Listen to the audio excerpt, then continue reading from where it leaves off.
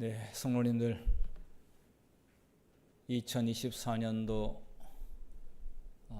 12월의 마지막 한 주간을 잘 보내시고 오셨습니까? 예, 뭐 아직 며칠 또 안식 후에 며칠 더 있긴 하지만은 우리는 이렇게 한 주 간격으로 모든 것을 생각하고 계획하고 살고 있지 않습니까? 안식일을 중심으로 살고 있습니다. 다음 안식일은 새로운 시간의 안식일을 맞이하고 이번 안식일이 마지막 안식일이 되겠습니다.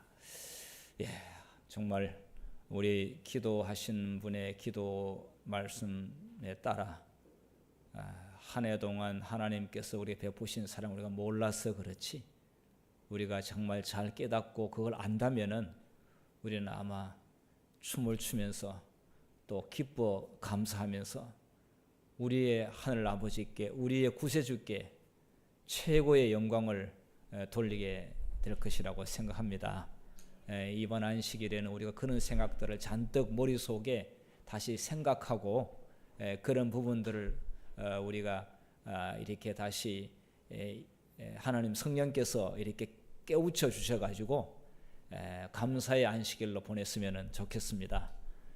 그리고 안 좋은 여러 가지 안 좋은 것들은 하나님께서 우리에게 망각의 복도 있습니다.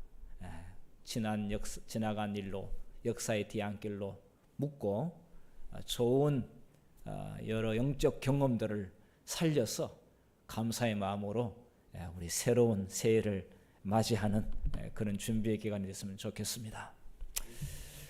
2024년도 사기는 요한복음에 대해서 공부를 했습니다. 제가 요한복음을 이렇게 공부를 해보니까 정말 제가 많은 여러 가지 제가 몰랐던 사실을 깨닫게 되었고, 역시 요한복음은 또 심오한 이 보화들이 이 책 속에 있구나 하는 것을 제가 알게 됐고요. 저는 이제 이걸 PPT로 정리를 하면서 두고두고 앞으로 이 요한복음에 대해서 또 이렇게 연구하고 함께 말씀을 나눌 자료가 또 준비되었어요. 제가 이제 준비하는 것은 뭐 일회용이 아니라 앞으로 요한복음을 공부한다면은 여기에다가 계속 추가해서 이제 진리의 말씀을 계속 드러낼 수 있는 그런 그 자료가 됩니다. 한 기 동안 요한복음 공부하시면서 머릿속에 탁 남는 것이 있습니까? 정말 이 요한복음 이 내용 때문에 그렇구나 아마 생각해 보게 되면 분명히 있을 겁니다. 그걸 우리가 찾아내고 다시 내 것으로 다듬을 필요가 있습니다. 그러지 않으면은 그냥 지나가 버릴 수 있고요.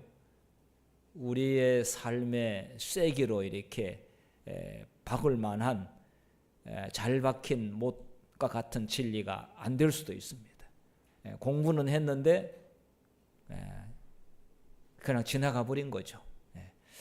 그렇게 되면 안 되겠습니다. 자, 오늘 13가 맺은 말 요한복음의 마지막 결론인데요. 결론이기라는 말도 맞지만은 결론보다 더 중요한 것은 전체에 대한 요약, 매전, 전체의 요한복음에 대해서 딱 정리한 그런 요약이라고 할 수가 있겠는데요. 예수님과 하나님의 말씀을 아는 것, 이런 제목으로 오늘 저녁에 공부를 하겠습니다. 자, 우리 성도님들 아는 것하고 그러니까 지식적으로 아는 거하고 그다음에 읽고 보고 한 거하고 그다음에 여기서 요한복음에서 안다고 하는 것은 이것은 경험한 것, 경험한 거하고 또 생활한 것, 그 말씀대로 이렇게 믿고 체험한 것, 경험, 체험 같은 말인데 차이가 있나요? 우리는 성경을 읽었어요. 예언신도 읽었어요. 그리고 하나님 말씀도 보았어요. 그런데 요한복음은 그거 가지고는 안 된다 이거예요. 영생은 곧 유일하신 참 하나님과 그가 보내신 자 예수 그리스도를 아는 것이다. 예. 그러니까 이 안다고 하는 그 내용은 우리가 여기서 트럼프 대통령이 누군지 압니까? 네, 트럼프 대통령이 미국의 대통령이 당선되고 1월 20일 날 취임식하는 거 전 세계가 다 알고 있습니다. 네. 그런데 여기서 말하는 하나님과 보내신 자 예수 그리스도 아는 것하고는 단어 자체가 다릅니다. 이 안다고 하는 것은 사교 봐가지고 그 다음에 인생의 체험 속에서 나는 그분을 안다. 나는 우리 아버지를 안다. 나는 내 사랑하는 친구, 그 친구가 어떤 친구인지 나는 안다. 이 아는 거하고 트럼프 대통령이 미국의 대통령 뭐 지금 바이든이지만 이거 아는 거하고는 전혀 다릅니다. 구원은, 영생은 예수님을 정말 생활과 삶 속에서 겪어서 나는 그분을 전적으로 신뢰한다. 나는 그분을 믿는다. 나는 그분을 따른다. 이런 믿음이 나올 수가 있는 것이죠. 자, 요한이 그러한 자였고 예수님의 제자들이 그러한 자였습니다. 자, 그래서 요한복음 5장 39절에는 너희가 성경에서 영생을 얻는 줄 생각하고 이 말을 하게 될 때는 청중들이나 제자들이 표적과 기사를 보고 예수님의 인기가 아주 급상승하게 될 때에 또 병자를 고쳤을 때에 사람들이 예수님을 아주 그냥 구름대처럼 몰려왔을 때에 그럴 때 예수님께서 그 청중들을 이렇게 보시면서 내가 기적을 베풀었다고 해서 믿고 따르는 것이 아니라 성경에서 영생을 얻는 줄 생각하라. 이런 말씀이 되겠습니다. 그러니까 표적과 기사를 통해서 엄청난 사람들이 예수님을 따랐습니다. 그리고 예수님을 좋아했습니다. 그런데 그 좋아했던 것, 그렇게 된 것은요, 아주 엄청난 시련이 문지방에 들어닥치는 순간, 내 생애 전에 감당할 수 없는 고난이 닥쳐오는 순간 그냥 썰물처럼 썰려 내려가 버릴 수 있습니다. 자, 그런 믿음은 요한복음은 그런 믿음을 강조하는 것이 아닙니다. 자, 여러분, 저는 성경일 때 얼마 전까지만 헷갈렸습니다. 아니, 예수님께서 제자를 처음에 부르실 때 고기 잡았다고 그러고 또 고기 잡았다는 말이 나오는데 도대체 이게 처음인지 나중인지 좀 헷갈리긴 했습니다. 그래서 제가 정리를 딱 비교해서 정리했습니다. 첫 번째 제자를 부르실 때 갈릴리 바닷가에서 제자를 부르실 때 고기 잡은 거, 그때 그물이 찢어졌다고 그랬죠.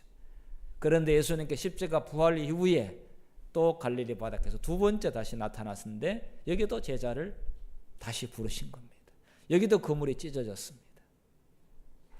자, 잠깐 비교해 볼게요. 누가복음 5장 1절부터 11절 예수님의 공중복사 시작할 때 어부들을 제자로 부르셨습니다.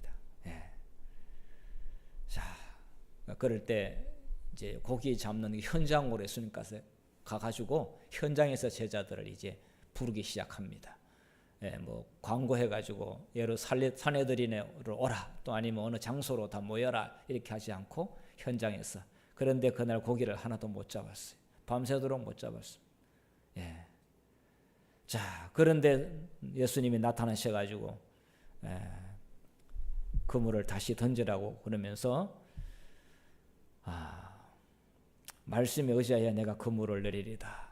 그때 안 할 수도 있지만 예수님께서 하시는 것이니까 다시 했어요.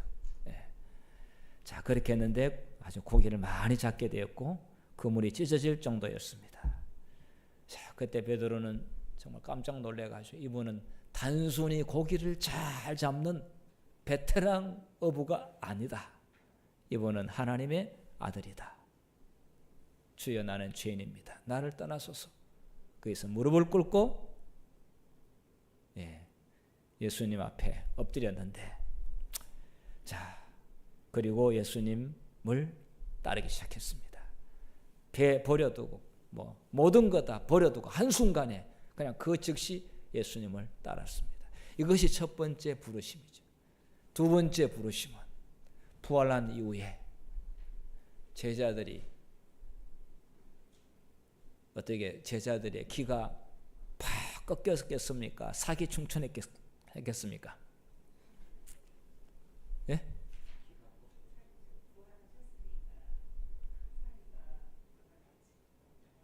네, 저 유도 질문에 저, 예, 예. 부활한 이후에 제자들의 상태는 사기 충천했다라기보다는 예수님 앞에 면목이 없었어요. 베드로는 특별히 면목이 없었어요. 예수님을 안면 몰수를 했어요. 3번 제자들 도망갔어요. 풀이 팍 꺾었어요.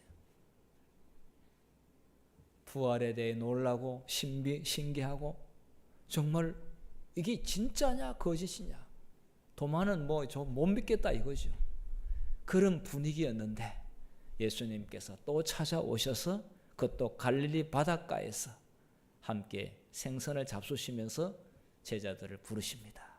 자, 그날도 역시 고기를 못 잡았습니다. 예. 그래서 그물을 예수님께서 조언을 하기를 오른편에 던지라. 그래서 엄청난 고기가 이렇게 왔는데 그 전에는 처음에 부를 때는 예수님이 정말 이분은 대단한 분이다. 이분은 하나님의 아들이다. 이 정도까지 이렇게 고기 잡는 것 때문에 했지만은 지금은 이 표현은 뭐냐면은 자신의 모든 전생애를 예수님께 드립니다. 그런 능력의 하나님을 인정하는 것이었습니다. 예.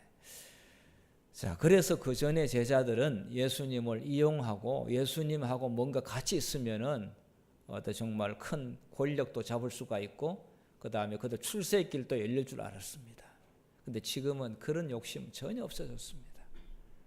그는 다만 예수님께서 받아주시기만 한다면 너무 자신들이 무기력하고 부끄럽고 못난 사람들이고 자신의 철저한 죄인임을 깨닫게 되었습니다. 그럴 때 와주신 예수님이 마음속으로 너무 고마웠어요. 예. 자, 그럴 때 이때 바라보는 예수님은 우리의 생명과 모든 것을 그분께 드려도 조금도 아깝지 않는 그분은 정말 온 세상을 정복하신 죽음을 이기신 하나님의 아들 예수님으로 보게 되었고 그때 예수님을 따르기 시작합니다. 여기 보니까 그물이 찢어지지 아니하였더라. 이같이 많으나 그물이 찢어지지 아니하였더라. 예. 그리고 너는 나를 따르라.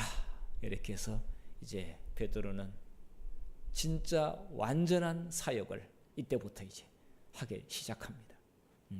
자, 이렇게 해서 이 예수님의 두 번 부르심, 이 부르심은 우리가 이렇게 좀 제자들이 부르실 때에 두 번 있긴 했지만 첫 번째와 두 번째는 전혀 달랐고 이 두 번째부터 이제 본격적인 이제 제자로 이제 이때부터는 이제 목숨을 다 바쳐서 어떤 일이 있더라도 이 예수님을 위하여 모든 생애를 드리기로 그렇게 하고 이제 사도의 삶을 살아갑니다. 예, 여기 이제 두 번째 때 153마리 잡았다는 말이 나오는데 왜 153마리냐? 그래서 153에 대해서 어떤 의미를 부여하려고 하는데 본교 재림 성경 주석에는 153마리에 대해서 큰 의미를 부여하지 않습니다. 그러니까 뭔가 특별하지 않는데 너무 어떤 의미를 부여하려고 하는 것도 성경에 보게 되면 마땅히 생각할 것 이상의 생각을 품지 말라. 성경에 주어진 어떤 진리의 말씀이 그 범위 안에서 우리가 생각해도 풍부한데 뭐 그 이상에 넘어갈 필요는 없는데, 다만 한 마리, 두 마리, 세 마리 세 가지고 153마리를 세었다고 하는 걸 볼 때, 이때 예수님께서 베드로에게 내 양을 먹이라 세 번이나 말씀했습니다. 내 양을 먹이라, 내 양을 치라. 이것은 앞으로 베드로가 영혼들을 먹이고 영혼들의 숫자를 세우고 한 명 한 명을 정말 하나님의 이 귀한 양떼들을 그거 어떻게 보살피고 인도해야 되는지에 대한 어떤 좀 의미가 있지 않았나, 그런 생각을 이제 해보게 됩니다. 그러나 뭐 이것은 우리가 자유로운 그런 뭐 견해일 수 있습니다. 자, 그다음 자, 여기 너는 나를 따르라 이런 말씀을 했는데, 이 배경을 보게 되면은 좀 잘 생각해 볼 필요가 있습니다. 자, 여기 요한복음 이게 20장 21장입니다. 21장 21절에 보면은 베드로가 그를 보고 예수께 여짜오되 주님, 이 사람은 어떻게 되겠사옵나이까? 라고 할 때 이 사람은 누구인지 성경 앞뒤로 보면 나옵니다. 누군지 아세요? 요한이에요. 예. 이제 예수님께서 베드로를 보고 이제 너는 이제 너가 생각지 않는 길을 따라올 것이고, 그러니까 베드로의 그 순교에 대한 예언을 미리 말씀하셨어요. 그런데 베드로가 그러면 요한 죄는 어떻습니까? 이렇게 이야기했어요. 그러니까 예수님께서 이르시되 내가 올 때까지 그를 머물게 하고자 할지라도, 그러니까 내가 다시 이제 하늘에 가서 다시 온다 할지라도 제가 살아있다고 한다면은 그거 너하고 무슨 상관이냐, 신경 쓰지 마라, 이런 말씀을 했고, 그리고 너는 나를 따르라. 너가 나를 따르는 게 중요한 것이지 뭐 제가 요한이 어떻게 되는 거 중요하지 않다. 자, 이 말씀 속에는 어떤 의미가 들어있을까요? 역시 요한복음 21장입니다. 21장 23절에 위의 말씀하고 거의 비슷한 대답을 하시는데요. 이 말씀이 형제들에게 나가서 그 제자는 죽지 아니하겠다 했으나, 그러니까 올 때까지 그를 머물게 하고자 할지라도 하니까 요한은 안 죽는가? 이렇게 생각을 했는데 사실 그런 의미는 아니죠. 내가 올 때까지 그를 머물게 하고자 할지라도 너게 무슨 상관이냐, 이렇게 말씀하신 것은 지금 포커스가, 이 초점이 요한 쟤는 뭐 오래 살겠다, 아니면 내가 올 때까지 쟤는 안 죽고 있는다, 이런 의미가 아니라 베드로에게 하는 이야기니까, 베드로, 그게 요한이 대한 그것이 너하고 무슨 상관이 있느냐? 너에게 중요한 것은 그게 아니다. 지금 내가 이 너에게 말하는 것은 요한 쳐다보지 말고, 내가 요한에게 무슨 말 하는 거 생각하지 말고, 너는 오직 나만 바라보고 따르라. 다른 사람 쳐다보지 말고, 다른 사람 생각, 그리고 여론, 평판, 주변의 분위기, 우리는 그런 걸 생각하면서 때로는 우리가 결정을 내릴 때가 있는데, 신앙은 그렇게 하면은 안 된다고 이야기하고 있습니다. 정치인들은 여론 보고 움직여요. 아무리 거짓말이라도 여론 보고 움직이는데, 예수 믿는 사람이 여론 보고 움직이는 게 아니라 진리의 말씀을 보고, 때로는 순교도 하고 때로는 목숨을 걸기도 하지 않습니까? 자, 그래서 여기에 이 이야기는 베드로가 앞으로 너가 띠띠를 띠고 어떠한 죽음을 너가 당할지 정말 너가 원치 않는 길로 너는 가게 될 거다. 이런 것에 대해서, 베드로의 죽음에 대해서 이야기하다가 이제 베드로가 요한은 어떻게 되겠느냐 이렇게 이야기하니까, 여기는 베드로나 뭐 요한에 대해서 미래의 예언을 이야기하려고 하는 게 아니고, 이 모든 일의 주권은 나에게 달려 있다. 그거는 내가 결정하고 내가 판단할 문제다. 우리는 때로는 하나님이 하실 일과 판단에 대해서 우리가 대신 하려고 하는 것도 사실은 좀 조심해야 될 게 많이 있어요. 마치 우리가 그 일의 최고의 결정권자처럼 그렇게 생각할 때가 있는데 사실 아닐 때가 많아요. 우리는 그냥 순종해야 될 때가 많아요. 그 일에 대한 판단은 하나님이 하시는 게 맞아요. 그런데 우리가 사실은 그런 오버하는 경우들이 참 많이 있죠. 베드로처럼 말입니다. 자, 사람을 바라보는 것은 실망을 당하고 상처를 받을 수가 있습니다. 예수님이 제자로 앞으로 가는 길에 험난한 길을 가게 되는데 아니 뭐 저 사람은 왜 어떻게 됩니까? 라고 이렇게 다른 사람을 의식하거나 거기에 우리의 초점이 가는 순간 우리는 금방 넘어질 수가 있습니다. 그리고 실망할 수 있습니다.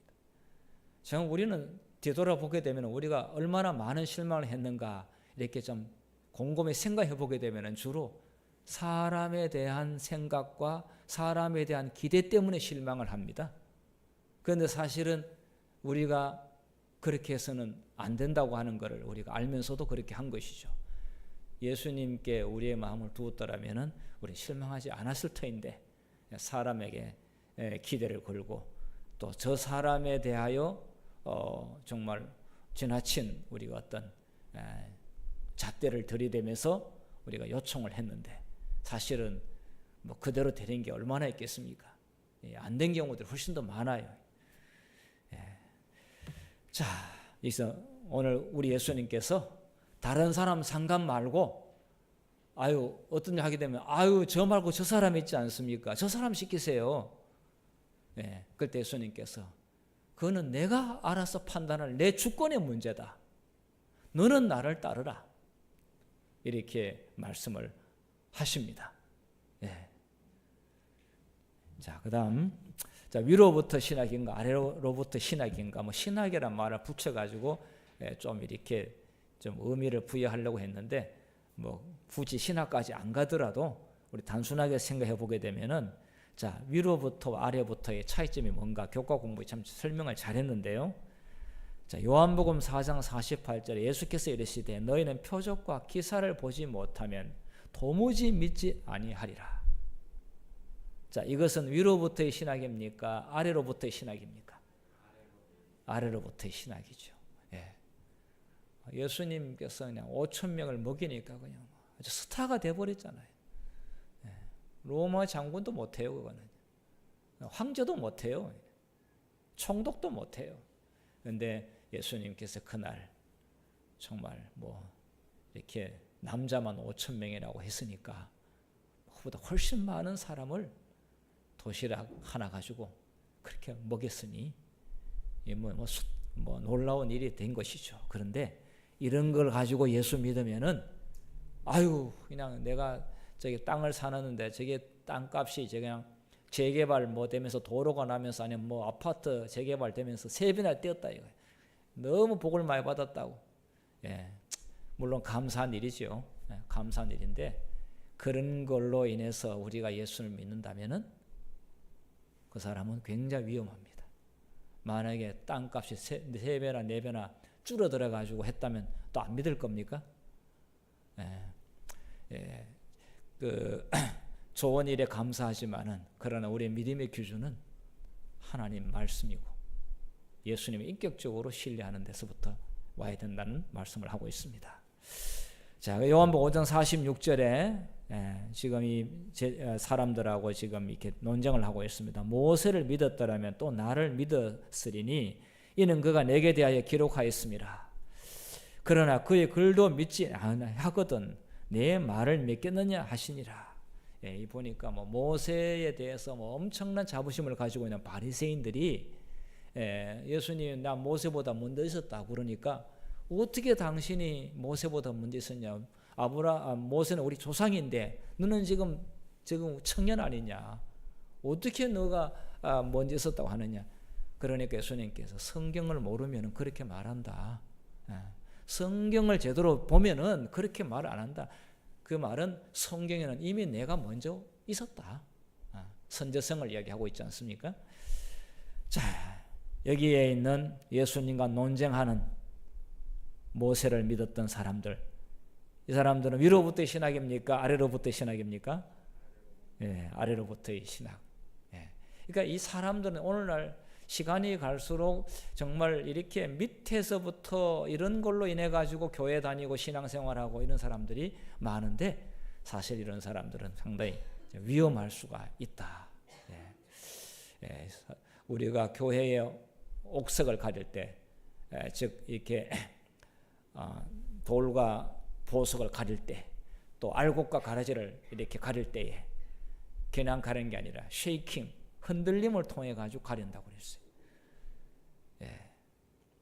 그 흔들림 때 우리가 정말 하나님을 신뢰하는 사람은 알곡으로 남게 될 것입니다. 자, 요한복음 6장 14절. 여기 요한복음 6장은 사실 이제 떡에 대한 이야기가 나오죠. 자, 함께 같이 읽어볼까요? 자, 시작. 그 사람들이 예수께서 행하신 이 표적을 보고 말하되 이는 참으로 세상에 오실 그 선지자라 하더라. 그러므로 예수께서 그들이 와서 자기를 억지로 붙들어 임금으로 삼으려는 줄 아시고 다시 혼자 산으로 떠나가시니라.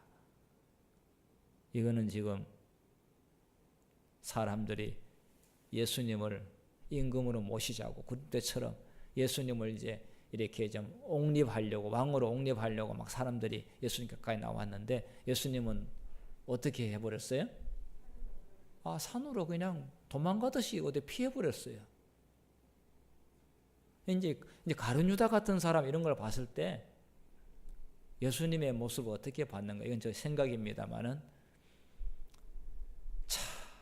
정말 이런 기회를 왜 잘 이용 못하는지 답답하다. 이런 기회를 잘 이용하면은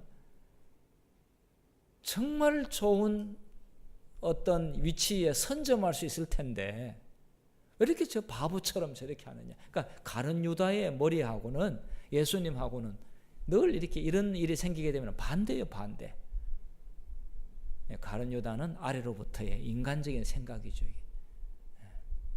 그런데 예수님은 지금 거기에서 본인이 임금 되려고 오신 것도 아니고, 예수님은 그 일을 통해 가지고 사람이 떡으로만 살 것이 아니요 여호와 입에서 나오는 모든 말씀으로 살 것이고, 그 만나를 주신, 그리고 이 떡을 공급하신 분은 하늘 아버지시라고 하는 것을 그들이 받아들이도록, 그러면서 그걸 통해 가지고 하나님을 더 잘 알고 또 성경에 나와 있는 하나님의 귀한 약속을 믿으라고 하는 것인데, 사람들은 그렇게 보지 않았어요. 이 아래로부터의 신학이. 자, 요한복음 8장 31절. 자, 지금부터는 또 한번 보겠어요. 자, 그러므로 예수께서 자기를 믿은 유대인들에게 이르시되 너희가 내 말에 거하면 참으로 내 제자가 되고. 여기 유대인들도 예수님 믿는 사람이 있네 보니까. 유대인들 가운데서도 이 바리새인들이 좀 안 믿었지, 똑똑한 바리새인들. 근데 유대인들이 예수님을 믿었어요. 믿었는데 너희가 내 말에 거하면 참으로 내 제자가 되고. 자, 예수님의 말씀 안에 있는 사람, 위로부터의 신앙입니까? 아래로부터의 신앙입니까? 위로부터의 신앙입니다. 신학이라기보다는 위로부터 오는 신앙, 믿음이라고 할 수가 있겠습니다. 자, 요한복음 12장 48절. 자, 읽겠습니다. 시작. 나를 저버리고 내 말을 받지 아니하는 자를 심판할 리가 있으니 곧 내가 한 그 말이 마지막 날에 그를 심판하리라. 내가 내 자유로 말한 것이 아니요 나를 보내신 아버지께서 내가 말할 것과 이룰 것을 친히 명령하여 주셨으니.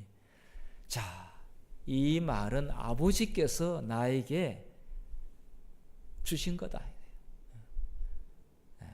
나도 내 마음대로 하는 것이 아니라 아버지께서 주신 것이다. 그러므로 내 말을 받지 아니하면은 마지막 날에 심판을 받는다. 심판은 아버지가 하신다 이거죠. 내가 아버지 말을 했는데 내 말을 안 들으면 아버지 말을 안 들은 거니까 아버지의 심판을 받는다. 이렇게 이야기했어요. 자, 이러한 신앙이 위로부터 오는 신앙이라고 할 수가 있겠습니다. 근데 사실 우리가 내 자신의 이권에 연루되고 내 자신의 돈이 결부되면은 사람들 눈이 좀 뒤집혀지는 경우들이 있어요. 그때는 이거 다 싹 까먹고 이제 우리 인간의 이제 계산적인 인간적인 어떤 것이 딱 드러나는데, 그때 우리가 그걸 자제하고 예수님을 딱 생각하고 만약에 말하고 행동한다면은 그건 성화된 사람이에요. 그런 사람이 정말 천국에 갈 백성이고 위로부터 오는 신앙입니다. 이렇게 생각이 됩니다. 자, 요한복음 14장 23절에 예수께서 대답하여 이르시되 사람이 나를 사랑하면 내 말을 지키리니 내 아버지께서 그를 사랑하실 것이요 우리가 그에게 가서 거처를 그와 함께 하리라. 자, 여기에 사랑이란 단어가 이제 또 함께 같이 결부되는데, 하나님을 사랑하는 사람은 그분의 말을 어떻게 하겠어요? 지킨다. 그러니까 그분의 말을 지키는지 안 지키는지를 보면서 저 사람은 말로만 사랑한다고 하는 게, 하나님 미워한다는 사람 누가 있어요? 다 사랑한다고 그러지. 근데 내 말을 지키고 있으면 뭐 사랑하는 거 맞고, 아니면은 가짜다. 아니다. 실제로는 아니다. 이렇게 하고 있습니다. 자, 지금 계속해서 우리 위로부터 오는 신앙으로 살아가는 사람을 말하고 있습니다. 자, 정리해 보겠습니다. 요약. 자, 아래로부터의 신학은 뭐냐면은, 여기 이제 요한복음 4장 48절에 이제 왕의 신하가 있어요. 근데 아들이 병들었어요. 그래서 고쳐주면 믿기로 하겠다. 이렇게 조건이. 고쳐주면 제가 믿겠다. 이렇게 이야기했어요. 자, 그런데 예수님을 만나고 예수님의 말씀을 들어보니까 고쳐주면 믿겠다 아니라 믿어야 되겠어요. 먼저 예수님을 믿어야 되겠어요. 자, 처음에 이 왕의 신하는 이제 아래로부터의 하나님 이거 뭐뭐 해주면은 제가 뭐 할 겁니다라고 그렇게 하는 사람들이 많이 있죠. 그런데 이제 제가 이제 내일 말씀을 준비하다 보니까 이렇게 하라고 그랬어요. 하나님, 이러한 것들에서 기도하는데 이것이 하나님의 뜻이라고 한다면은 이미 이루어 주신 걸로 내가 지금 믿고 감사부터 드리겠습니다. 라고 하라. 이렇게 이야기했더라고요. 위로부터의 신앙이. 자, 이게 하나님의 말씀, 하나님과 그분의 말씀에 대하여 사람의 규칙과 기준을 이제 설정하면은, 자, 성경에 대하여 해석하면서 자기 기준으로 해석하는 거예요, 이게. 이 성경 말씀에 대하여 내가 올라가는 게 아니라 성경 말씀을 내가 하고자 하는 일에 인용하는 거예요. 끌어오는 거예요. 그리고 자기를 이게 하나님 제가 말씀대로 한다라고 하고 있어요. 그런데 그런 분들이 많아요, 보면. 정말 답답한 사람들이 또 그런 사람들이에요. 온갖 완고함과 고집과 그 다음에 말도 안 되는 주장들을 하고 있는데, 본인은 교회를 위한 사랑의 증거로 제가 일하고 있다라고 하고 있는데, 뭐 다른 사람도 안 믿죠. 자, 주관적인 인간의 생각을 하나님의 말씀을 해석하는 최종적인 권위로 삼서는 안 됩니다. 이것은 이렇게 한다면 아래로부터 신앙이죠. 지금 그렇게 가고 있어요. 왜냐하면 성경의 창세기부터 요한계시록까지의 내용을 자기 중심으로 인본주의적으로 해석하는 신학이 나타났어요. 지금 세상 그렇게 가고 있어요. 그래서 문자 그대로, 어떤 경우는 문자 그대로가 아닌 것도 있는데, 성경에 나와 있는 우리가 가지고 있는 보편적인 과거의 정말 절대적인 진리들이 지금은 이상하게 되어버렸어요. 뭐 예수님의 재림도 실제로 예수님이 오시는 게 아니다. 그 바보같이 그렇게 그걸 믿냐? 마음에 오는 거다. 내 마음에 예수님 모시면 되는 것이 무슨 세상이 지구의 종말이 온다고 그러느냐? 그런 광신적인 종교 신앙생활 하면 나하고 같이 안 다녀. 이렇게 하는 사람들 주변에 많이 생깁니다. 자, 그 다음에 유로부터에 오는 신학은 하나님과 그분의 말씀을 먼저 신뢰하고 믿음으로 반응한다 이거죠. 내 생각에 맞추는 것이 아니라 그분의 생각에 우리가 따라가는 것이고 그분의 생각에 우리가 맞추고 믿음으로 반응하는 것입니다. 제가 그렇게 되기를 원합니다. 제가 믿음 없으니까 저를 그렇게 이끌어 주시기를 바랍니다. 저는 약합니다. 주님 손을 내미시면 제가 주님의 손을 잡겠습니다. 이것이 바로 위로부터 오는 신앙입니다. 성경 그 자체가 해석자이다. 성경에서 나와 있는 내용이 이쪽에 해석을 하고 있습니다. 근데 이거 딱 잘라 먹고 이걸 내 주관적인 생각으로 적용하는 사람들이 굉장히 많아요. 재림교회도 그런 사람들이 있어요. 여기 내용을 일로 가면 해석하고 있어 지금. 여기에 내용을 일로 보면 되게 해석하고 있어요. 성경이 성경을 해석하게 하는 것이 가장 안전한 것입니다. 하나님의 말씀을 듣고 행하는 것은 그분에 대한 사랑의 표현이다. 정말 하나님을 사랑하는 사람들은 하나님의 말씀에 대하여 내가 현재는 아니지만은 거기에 맞추려고 합니다. 믿음으로 따라가죠. 우리가 성장하고 우리가 성화되는 것은 내가 만만한 것들을 내가 이렇게 함으로 해가지고 내가 성장하는 것이 아니라 내가 능력이 없고 부족하지만은 주님의 말 순종해가지고 올라가는 이렇게 성장하는 것이 훨씬 더 이게 큰 성장을 가져오고요. 또 이렇게 됐을 때는요, 축복을 굉장히 많이 받습니다. 왜냐하면 하나님께서 주도하고 있는 그 뜻에 따랐기 때문에 내 생각의 뜻에 맞춰가지고 한 게 아니지 않습니까? 하나님 얼마나 좋아하시겠습니까? 자, 이제 마지막 하는 슬라이드 보고 마치겠는데요. 자, 우리는 요한복음의 말씀을 통해 가지고 영적 성장과 건강의 비결은 어디에 있는가? 뭐 예수님께서 떡 나눠줬다고 그래서 막 너무 좋아하고, 예수님께서 표적과 기술을 했다고 그래가지고 예수는 스타를 만들려고 그러고, 그럴 때에 자기도 한 자리 끼려고 하고, 이런 것이 성장을 가져오는 것이 아닙니다. 요한복음 12장 32절에 뭐라고 했습니까? 모든 땅에서 들리면 모든 사람을 내게로 이끌겠노라. 그러니까 우리가 예수님을 들어 올리면은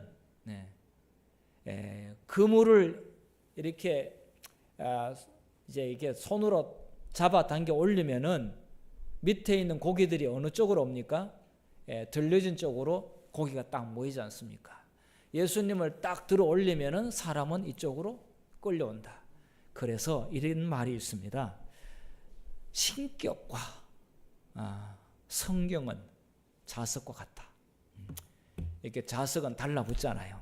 그러니까 예수님을 높이면은 자석과 같아가지고 끌려온다 이거죠. 따라온다는 거죠.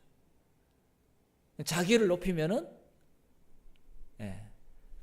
돈 많이 주고 뭔가 이렇게 나눠주는 거 많을 때는 고맙다 땡큐 땡큐 하지만은 안 주면은 왜 안 주냐고 그러고 그 사람하고 사이가 안 좋아지잖아요. 사람을 이렇게 하게 될 때는 결과적으로 실망하고 흩어집니다. 멀어집니다. 그러나 예수님을 올리면은 전체 온 세상에서 안쪽으로 모아드립니다. 자석과 같다 이렇게 하고 있습니다. 자, 요한복음 기록된 예수님을 만난 사람들을 참 다 불쌍한 사람들이었어. 뭐 베데스다 연못가의 38년 환자들, 정말 막달라 마리아 같은 불쌍한 여자들, 뭐 정말 소경 바디메오, 하여튼 뭐 불쌍한 사람들 참 많은데 이들은 예수님, 빛이신 예수님을 받아들이고 인생 역전됐습니다. 그런데 거부한 사람들을 누구냐? 똑똑하고 잘났다는 사람들은 예수님을 죽이려고 그러고 막 거부했어요. 니고데모는 숨어가지고 예수님을 만나고, 차마 니고데모는 양심적으로 그렇게 할 수 없었어요.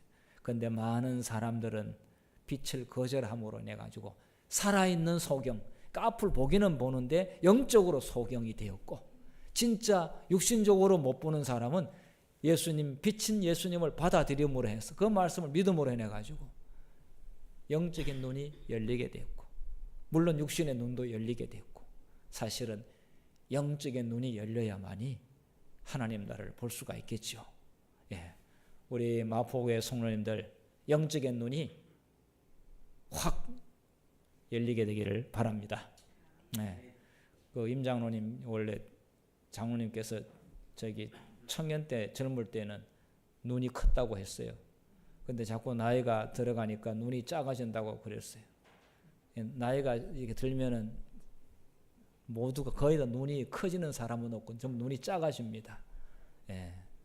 그래서 눈 크게 하는 수술을 많이 하더라고요. 예. 그런데 영적인 눈은 커질 수 있기를 바라겠습니다. 예.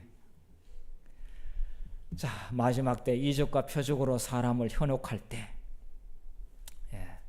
우리가 성경으로 가져가지 않는 한, 성경으로 우리가 그 사람을 끌어오든지 우리가 성경 속으로 들어가든지 어쨌든 간에 성경으로 가지 않는 한, 가까이 가지 않는 한 그들은 진리가 아니다라고 어떻게 말할 수가 있느냐. 기적과 표적을 보여주면서 그러는데 그걸 어떻게 우리가 그걸 아니다라고 할 수 있느냐. 오직 성경 가지고만 할 수가 있다. 예, 그런 말씀을 하고 있습니다. 예.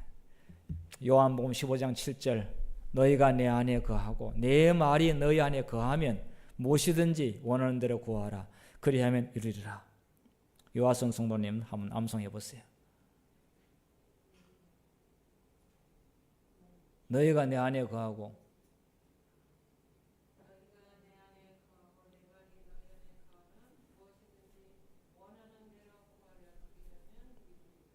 예, 제가 요하선 성도님 이걸 암송을 잘하고 있는 줄 제가 알기 때문에 오늘 한번 외워보려고 그랬는데 예, 제자 훈련 때 이게 나오지 않습니까? 예, 정말 이 말씀을 곰곰이 생각해 보게 되면 정말 진리의 말씀입니다.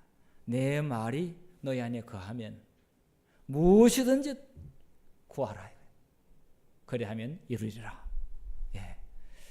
자, 기적과 표적보다는 또 사람을 신뢰하고 사람의 말보다는 우리 하나님의 말씀과 예수님을 높이는 그런 우리 모두가 되어서 정말 우리 모두가 내년에 2025년도에 하나님의 말씀을 보면서 영적인 눈이 더 환하게 열려서 하늘의 빛을 보고 사는 모두가 되기를 바라면서 말씀을 마치겠습니다.